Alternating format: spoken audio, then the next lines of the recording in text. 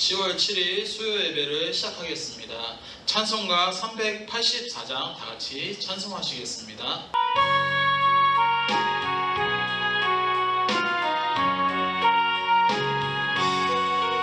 나의 갈 길 다가도록 예수 인도하시니 내 주 안에 있는 긍휼 얻으시마리요. 믿음으로 사는 자는 하늘 위로 받겠네. 무슨 일을 만나든지 만사 형통하리라. 무슨 일을 만나든지 만사 형통하리라.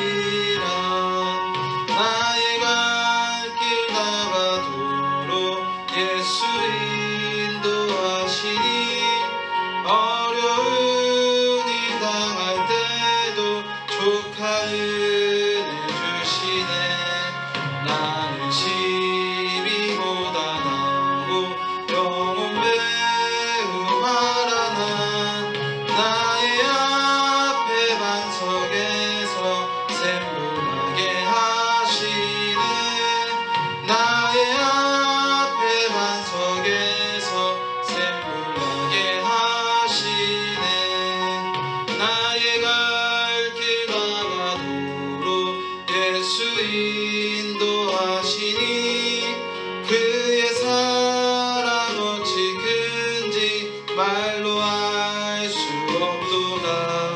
성령 감화 받은 항원 하늘 날아갈 때에 영영 부를 나의 예수 인도하셨네. 영영 부를 나의 찬송 예수 인도하셨네.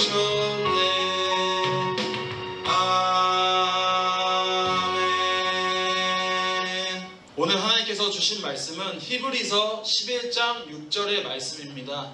다 같이 봉독하여 읽겠습니다. 믿음이 없이는 하나님을 기쁘시게 하지 못하나니 하나님께 나아가는 자는 반드시 그가 계신 것과 또한 그가 자기를 찾는 자들에게 상 주시는 이심을 믿어야 할지니라. 아멘. 할렐루야. 아멘. 수요 예배 가운데 온라인으로 시청하시는 성도님들을 환영하고 축복합니다. 아까 이렇게 새벽에도 뵙고 이렇게 또 저녁에도 뵈니 더욱더 반갑고 축복하고 사랑합니다. 오늘 함께 나누고자 하는 말씀은 히브리서 11장 6절에 믿음이 없이는 이라는 제목으로 함께 말씀 가운데 은혜 받고 나아가는 시간이 되시기를 간절히 소망합니다. 이 세상의 많은 사람들은 꿈과 비전과 목표를 가지면서 살아갑니다. 어떤 사람은 운동을, 어떤 사람은 공부를, 어떤 사람은 음악을 가지며 자기의 꿈과 비전과 다양한 목표를 향해서 달려가는 모습들을 많이 볼 수 있습니다. 그러나 우리 구원받은 사람들로서 하나님의 자녀로서 저와 여러분들이 가야 될 길은 바로 이 믿음의 길이라는 것입니다. 운동, 공부, 음악, 자기 비전과 꿈 물론 다 중요합니다. 하지만 그보다 더 우선순위가 되어야 된다는 것은 바로 이 믿음의 길을 걸어가야 된다는 것입니다. 이 믿음의 길을 목표로 삼고 목적과 다양한 꿈과 비전을 가지며 살아가야 된다는 것입니다. 그것이 바로 저와 여러분의 삶 가운데 하나님을 기쁘시게 하는 생활이라는 것입니다. 그렇게 우리가 하나님을 기쁘시게 하는 삶 가운데 살아가며 믿음으로 나아가야 된다는 것입니다. 요한계시록 4장 11절의 말씀엔 이렇게 나오게 됩니다. 오 주여, 주는 영광과 존귀와 권능을 받기에 합당하시오니 주께서 모든 것을 창조하셨고 또 그것들이 주를 기쁘게 하려고 존재하며 창조되었나이다 하더라. 아멘. 이 요한계시록 말씀처럼 우리가 창조된 목적은 하나님을 기쁘시기 위함이라는 것입니다. 하나님을 기쁘시기 위해서 우리가 창조되었고 목적과 말씀 가운데 태어났다는 것입니다. 그러므로 저와 여러분들의 삶 가운데 하나님을 기쁘시게 하는 방향, 하나님을 기쁘시게 하는 목적을 가지면서 살아가야 된다는 것입니다. 내 삶의 중심이 아니라 하나님 중심대로 살아가는 삶을 살아가야 된다는 것입니다. 오직 하나님을 기쁘시게 하는 것이 내 삶의 중심이 되고 올바른 길이라고 생각하며 나아가시는 성도님들이 되시기를 간절히 소망합니다. 혹시 이 외에 다른 비전, 다른 꿈, 다른 목적을 가지고 계시다면 지금이라도 늦지 않았으니 하나님을 기쁘시게 하는 목적과 목표와 비전을 가지며 살아가시길 바랍니다.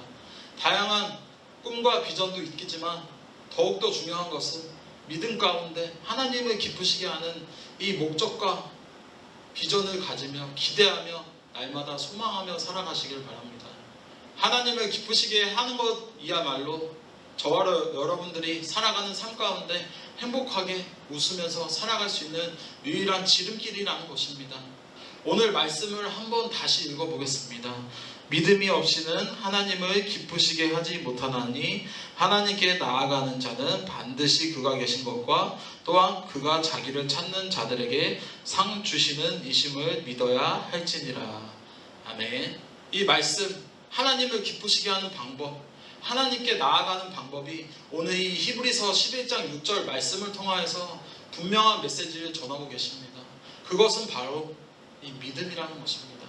믿음의 길, 믿음이 없이는 우리가 하나님을 기쁘시게 할 수 없다는 것입니다. 하나님께서는 우리 자신에게 나오는 마음으로부터 나오는 믿음으로부터 관찰하시고 보호하시는 하나님이시라는 것입니다. 함께 하시고 동행하시는 하나님을 우리는 기대하며 날마다 소망해야 된다는 것입니다. 우리가 믿음이 없이는 많은 훌륭하고 좋은 일을 할 수도 있습니다. 예배도 찬송도 기도도 선한 일들도 많이 할 수 있습니다. 하지만 이 모든 것이, 모든 일이 하나님을 기쁘시게 한다는 일이 아니라면 그 모든 것은 다 헛되고 헛된 것이라는 것입니다. 그것이 결코 하나님을 기쁘시게 할 수 있는 일이 아니라는 것입니다. 어떤 사람은 찬송을 할 때 자신의 멋진 목소리로서 자신의 멋진 찬양을 드러나게 됩니다. 어떤 사람은 자신이 선한 일을 함으로써 선한 모습을 비추려고 노력을 하며 살아갑니다. 이처럼 많은 사람들은 자신이 높아지려고 하는 모습들을 많이 볼 수 있습니다. 이와 같이 많은 사람들은 자신을 뽐내기 위해서 살아가는 모습 또한 볼 수 있다는 것입니다. 더 낫기 위해서 저 사람보다 내가 더 나아야 돼 하며 높아지는 모습 또한 볼 수 있다는 것입니다. 사랑하는 성도 여러분, 겉모습이 중요한 것이 아니라 그 사람 안에 하나님을 향한 믿음이 있는지 없는지 그 모습이 중요하다는 것입니다. 왜냐하면 믿음이 없이는 하나님을 기쁘시게 할 수 없다는 것입니다. 저와 여러분들이 창조된 목적은 하나님을 기쁘시기 위함이라는 것입니다. 그렇기에 믿음이 없이는 하나님을 기쁘시게 할 수 없다는 것입니다. 그렇기에 믿음으로 날마다 간구하며 나아가야 된다는 것입니다. 겉모습으로 판단하는 모습이 아니라 내면에 하나님을 향한 믿음의 모습이 드러나기를 간절히 소망합니다. 오직 믿음이 하나님을 기쁘시게 한다고 말씀하고 계십니다. 그렇다면 이 믿음이란 무엇을 말하는 것일까요? 오늘 말씀 히브리서 11장 24절과 25절에는 이렇게 말하고 있습니다.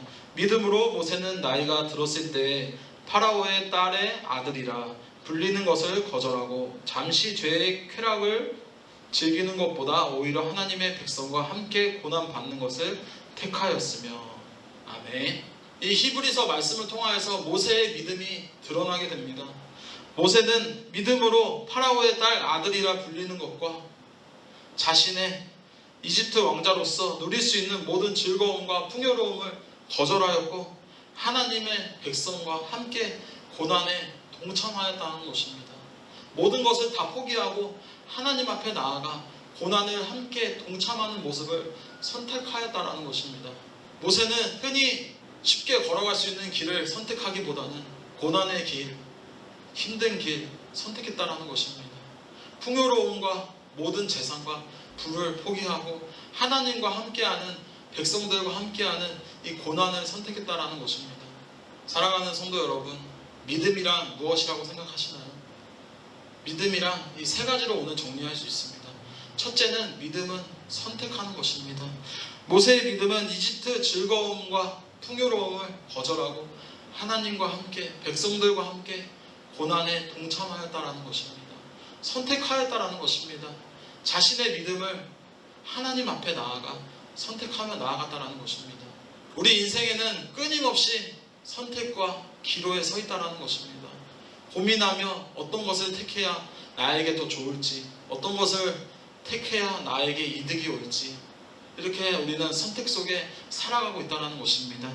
나에게 좋은 것이 무엇인가라고 생각하여 선택하시지 마시길 바랍니다. 우리의 선택은 무엇이 믿음의 길인가, 무엇이 하나님을 기쁘시게 하는 길인가 생각하시며 선택하시길 바랍니다. 그러한 선택이 하나님께서 원하시고 바라시고 소망하는 믿음의 모습이라는 것입니다. 비록 내가 이집트의 즐거움과 배부름을 더 이상 누리지 못하더라도 하나님을 선택하는 것이 바로 이 믿음이라는 것입니다. 믿음은 선택하라는 것입니다. 믿음은 좋은 것을 선택하는 것이 아니라, 믿음이라는 것은 다른 것을 다 포기하고 하나님을 선택하는 것을 말하는 것입니다. 또한 믿음은 무엇일까요? 26절에 이렇게 나오게 됩니다. 또 그리스도의 치욕을 이집트 보화보다 더 큰 재물로 여겼으니 이는 그가 주께서 보상으로 보답해 주시는 일에 관심을 두었기 때문이라는 것입니다. 두 번째 믿음은 영원한 보상을 바라보며 살아가는 것입니다. 그 보상은 단순히 재물과 재산이 아니라 하나님의 영광을, 하나님의 은혜의 축복을, 영원한 보상을 바라보며 살아가야 된다는 것입니다. 모세가 이집트의 금은 보화를 버릴 수 있었던 이유는 하나님을 향한 믿음이 있었기 때문이라는 것입니다. 모세가 하나님 앞에 나아갈 수 있었던 이유는 하나님을 향한 진정한 믿음의 고백이 있었다는 것입니다. 그 고난 가운데, 힘든 상황 가운데 나아갈 수 있었던 것은 바로 이 믿음밖에 없었다는 것입니다. 바로 모세는 지금은 내가 비록 고생하고 고난을 받더라도 앞으로 영원한 하늘에서 하나님께서 보상해 주실 것을 믿었기 때문에 올바른 선택, 올바른 믿음을 선택하며 나아갔다는 것입니다. 사랑하는 종덕교회 성도 여러분, 오늘날 우리가 많이 살면 90년, 100년을 살아가고 있습니다. 100세 시대 속에 살아가고 있습니다. 이 땅에서 가장 중요한 우리가 생각하는 것이 인생의 이 90년, 100세라고 생각한다면 우리는 이 땅에서 가능한 것을, 많은 것을 차지하려고 노력하고 누구보다 치열하게 경쟁하며 우리는 살아가야 합니다. 그러나 우리에게 90년, 100년의 인생이 전부가 아니라면, 정말 우리에게 영원한 왕국이 기다리고 있다면 우리는 잠깐 이 땅에서 가질 재산이나 보물이 아니라 하늘에서 영원히 소유하고 누릴 영광을 위해서 살아가야 된다는 것입니다. 그래서 이러한 말도 있지 않나요? 공수래 공수어라는 말이 있습니다. 이 말은 불교에서 유래한 표현이라고 합니다. 빈손으로 와서 빈손으로 가는 것을 말합니다. 인생의 무성함과 덧없음을 가리키는 말이라고 합니다. 공수래 공수거, 빈손으로 왔다가 우리는 빈손으로 간다는 것입니다. 지금 가지고 계신 재물, 재산, 우리가 영원히 소유할 수는 없습니다. 우리가 누려야 할 가장 소중하고 귀한 것은 없어질 이런 재산과 보물과 재물이 아니라 하나님을 향한 믿음이라는 것입니다. 영원히 소유할 수 있는 하나님을 믿음, 하나님을 향한 이 믿음으로 나아가야 된다는 것입니다. 모세가 이집트의 모든 재물과 재산과 풍요로움과 모든 것을 포기할 수 있었던 이유는 하나님을 향한 믿음이 있었다라는 것입니다. 하나님을 향한 믿음이 이 재물과 재산과 풍요로움보다 더 컸기에 모세는 믿음으로 모든 것을 포기하고 하나님을 택하고 하나님과 함께, 백성들과 함께 고난에 동참하며 나아갔다는 것입니다. 모세라는 자는 다른 사람이 보면 선택을 잘못했다고 생각할 수도 있습니다. 손해보는 인생을 살아간다고 손가락질과 많은 말을 들었을 수도 있습니다. 하지만 모세라는 자는 영원한 소망을 기대하며 인생을 살아갔다는 것입니다. 풍요로움을 선택하는 것이 아니라 풍요로움보다 더욱더 큰 하나님에 향한 믿음이 더욱더 컸기에 하나님에 대한 믿음으로서 나아갔다는 것입니다.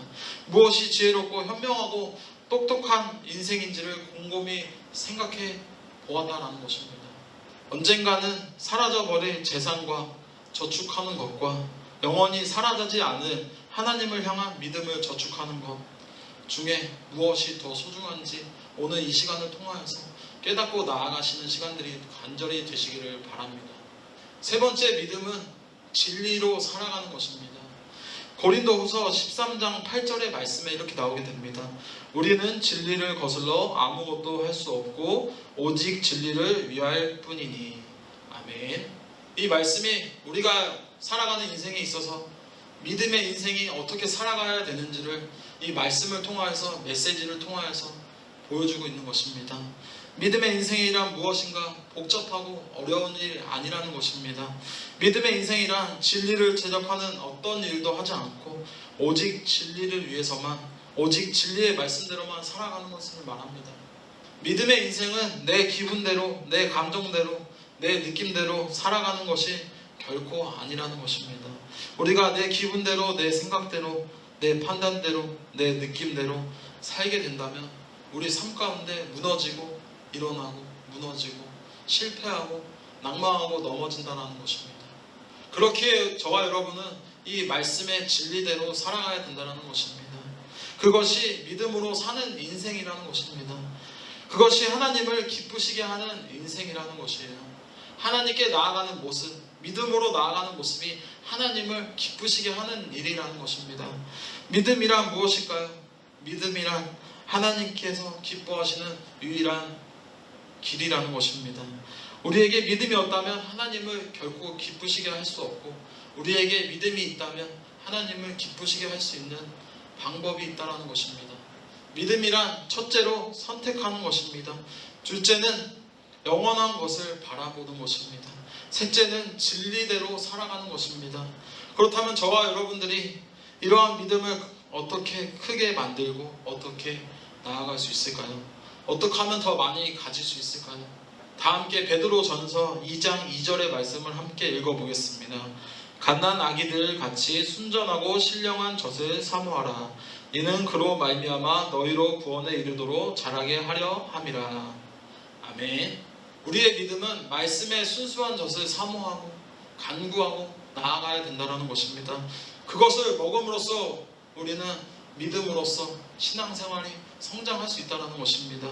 말씀에는 구원에 이르도록 자라게 라고 표현함으로써 구원이 마치 계속해서 노력하여 이루어야 하는 과정인 것처럼 생각하게 말하고 있습니다. 그러나 우리가 잘 아는 것처럼 구원은 주 예수 그리스도께서 십자가에 피 흘려 죽으시고 부활하셔서 나의 모든 죄를 용서하여 주셨다는 이 복음을 통하여서 받아들일 수 있다는 것입니다. 이 복음의 말씀을 들을 때 우리 구주 예수님을 믿고 영접하는 순간, 그 순간에 받는 것이지 오랜 기간 동안 이르러 하는 과정이 아니라는 것입니다. 베드로전서 2장 2절의 말씀은 이미 구원을 받은 하나님의 자녀들이 새로 태어난 갓난 아기로서 말씀의 젖을 먹고 자라나는 믿음의 성장에 대해서 말씀하고 있는 것입니다. 우리의 믿음이 성장하려면 어떻게 해야 할까요? 우리가 하나님을 기쁘시게 하려면 어떠한 행동을 통하여서 하나님을 기쁘시게 해야 될까요? 그것은 이 하나님 말씀 가운데 있습니다. 하나님 말씀을 사모하며 간구하며 나아가야 된다는 것입니다. 오늘도 이렇게 함께 모여서 예배하지 못하지만 온라인으로나마 함께 이렇게 영상으로 통화해서 함께 예배하며 나아갑니다. 일주일에 새벽 예배, 수요 예배, 금요 예배, 주일 예배까지 이렇게 우리는 함께 예배를 드리고 있습니다. 그러나 여러분, 단순히 새벽 예배, 수요 예배, 금요 예배, 주일 예배 다 드린다고 하여서 믿음이 성장하는 것이 아닙니다. 믿음이 자라나는 것이 결코 아니라는 것입니다. 하나님의 말씀, 이 믿음을 통하여서 하나님의 말씀을 듣고만 끝나는 것이 다가 아니라 하나님 말씀 가운데 듣고 사모하고 간구하고 기도하며 마음속에 새기며 나아가야 된다는 것입니다. 묵상하고 또 생각하고 그 말씀에 어떻게 반응하며 하나님께 기도하며 나아가야 되는지를 생각하며 날마다 간구해야 된다는 것입니다.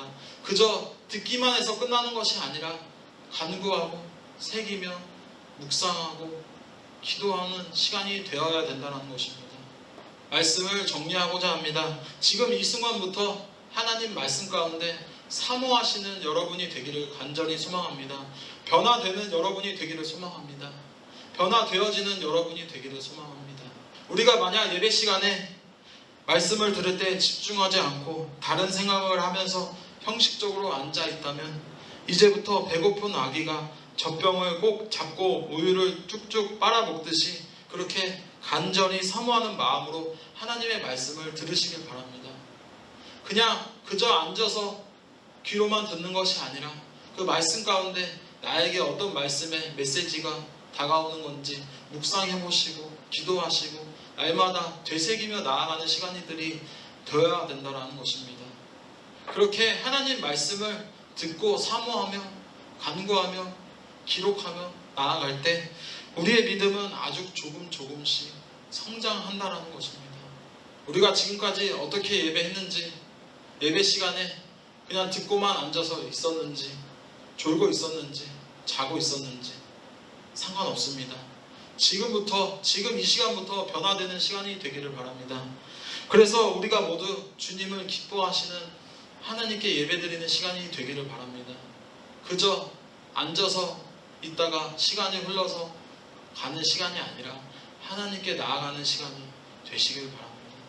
그래서 오늘 말씀의 제목과도 같이 믿음이 없이는 이라는 말씀 가운데 믿음이 없이는 하나님을 기쁘시게 하는 일이 없다라는 것을 마음속에 되새기며 끊임없이 간구하며 나아가시는 우리 수원 종로교회 성도님들이 되시기를 주님의 이름으로 축복합니다. 이 시간 함께 기도하겠습니다. 사랑의 하나님 감사드립니다. 이 귀한 시간 함께 모여 예배하지는 못하지만 온라인으로나마 함께 예배할 수 있게 해주심에 감사를 드립니다. 오늘 함께 나눈 히브리서 11장 6절의 말씀처럼 믿음이 없이는 하나님을 기쁘시게 하지 못함을 깨닫고 변화되어 하나님을 향한 귀한 믿음의 열매를 맺어가는 귀한 시간들이 될 수 있게 도와주시옵시고 이 시간 기도하며 나아갑니다. 하나님께서 함께하여 주시옵시고 이 시간 동행하여 주시옵소서. 이 시간 기도하며 나아갈 때 하나님께서 받아주시옵소서. 예수님의 이름으로 기도드립니다. 아멘. 이 시간 광고 시간입니다. 첫 번째는 이번 주일 11일도 한번 예배 드릴 때 예배 인원이 50명 미만으로 2m씩 떨어져서 앉아서 예배를 드려야 하는 상황입니다. 1부 9시, 2부 10시, 3부 11시 예배를 드리게 될 수 있으면 성도님들께서는 1부와 2부 예배에 분산하셔서 예배에 동참해 주시면 감사하겠습니다. 3부의 예배 인원이 초과되지 않도록 적극적인 협조를 부탁을 드립니다. 혹 인원이 초과하는 경우 유치부실에서 영상 예배로 드리시는 것으로 안내를 하고 있으니 유치부실에서 온라인으로 함께 예배 드리시면 되겠습니다. 두 번째는 비정관 건축이 안전하게 지금 진행되고 있습니다. 교회 홈페이지 비정관 건축 상황란을 보시면 비정관 건축 상황의 현장들을 매일매일 업데이트되는 사진들을 매일 볼 수 있습니다. 힘든 코로나19 상황에서 비정관 건축을 위해 건축 헌금 작성서를 제출해 주신 분들에게 진심으로 감사를 드리고 비정관 건축을 위해서 기도와 협력을 간절히 부탁드립니다. 이 힘든 시기 가운데 비정관 건축을 하고 있습니다. 이 힘든 시기 가운데 함께 동참하여서 기도해 주시고 앞으로에 있을 비전과 앞으로에 있을 교회학교 아이들을 위해서 많이 기도해 주시기 바랍니다. 다 함께 주기도문으로 수요 예배를 마치겠습니다. 하늘에 계신 우리 아버지, 아버지의 이름을 거룩하게 하시며 아버지의 나라가 오게 하시며 아버지의 뜻이 하늘에서와 같이 땅에서도 이루어지게 하소서. 오늘 우리에게 일용할 양식을 주시고 우리가 우리에게 잘못한 사람을 용서하여 준 것 같이 우리 죄를 용서하여 주시고 우리를 시험에 빠지지 않게 하시고 악에서 구하소서. 나라와 권능과 영광이 영원히 아버지의 것입니다. 아멘.